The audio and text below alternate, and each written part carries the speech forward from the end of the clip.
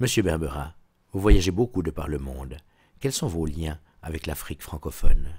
Alors c'est des liens assez profonds dans la mesure où je préside depuis quelques années une commission permanente de la francophonie parlementaire, la commission de l'éducation, de la communication et des affaires culturelles. Donc je me rends assez souvent sur ce continent qui me fascine.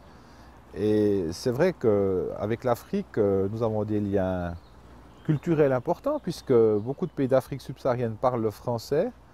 Donc on communie dans cette langue française.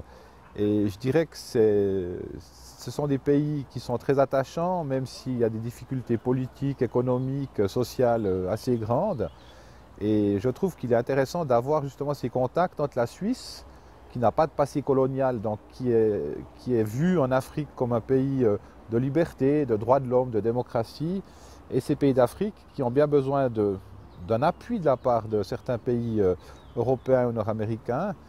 Et pour moi, c'est extrêmement important de pouvoir y aller pour faire en sorte de promouvoir aussi l'éducation dans ces pays, puisqu'on met sur pied avec l'Agence universitaire de la francophonie, avec TV5 Monde, des actions culturelles et scolaires pour essayer d'améliorer un peu l'éducation dans ces pays d'Afrique qui, on le sait, malheureusement ne peuvent pas encore scolariser tous les élèves, notamment les filles, et ça pose un réel problème.